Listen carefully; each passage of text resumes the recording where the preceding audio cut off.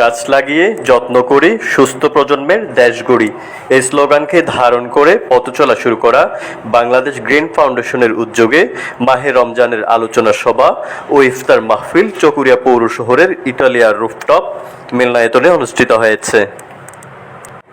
শনিবার 22 মার্চ ফাউন্ডেশনের চেয়ারম্যান মোহাম্মদ কুতুবুদ্দিনের সভাপতিত্বে ও সহ সেক্রেটারি ডাক্তার মোহাম্মদ আমিনুল ইসলামের সঞ্চালনায় ইফতার পূর্ব আলোচনা সভায় অংশগ্রহণ করেন vice chairman Mozammel Haque, secretary Shahidur Rahman, অর্থ সম্পাদক সাইফুল ইসলাম, দপ্তর সম্পাদক হাবিবুল্লাহ মিসবাহ, অডিট কমিটি তরিকুল ইসলাম বাদশাহ, মিজানুর রহমান, এভারগ্রিন হসপিটালের মেডিকেল অফিসার, মেডিসিন ও শিশু রোগে অভিজ্ঞ ডাক্তার তাহমিদুল ইসলাম, সিনিয়র সদস্য মাস্টার মোহাম্মদ মুকাদ্দেস ও মোহাম্মদ মিনার।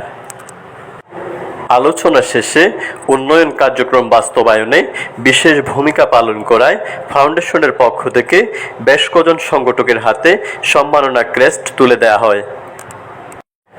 সভায় বক্তারা ফাউন্ডেশনের উন্নয়ন ও অগ্রগতি নিয়ে আশাব্যঞ্জক তথ্য উপস্থাপনের মাধ্যমে এর কার্যক্রমকে এগিয়ে নিতে ঐক্যমত পোষণ করেন। এছাড়া চলতি বছরের বর্ষা মৌসুমে বৃক্ষরোপণ কর্মসূচির অংশ হিসেবে 50,000 বনজ চারা গাছ রোপণের সিদ্ধান্ত গ্রহণ করেন বাংলাদেশ গ্রিন ফাউন্ডেশন কর্তৃপক্ষ।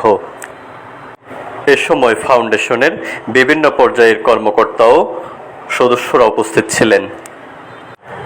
পরে সংগঠনের সফলতা ও সমৃদ্ধি এবং দেশ ও জাতির কল্যাণ কামনা করে বিশেষ দোয়া মোনাজাত পরিচালনা করেন প্রতিষ্ঠাতা সদস্য কাজী মাওলানা জমির Uddin. News desk, Chakaria Times.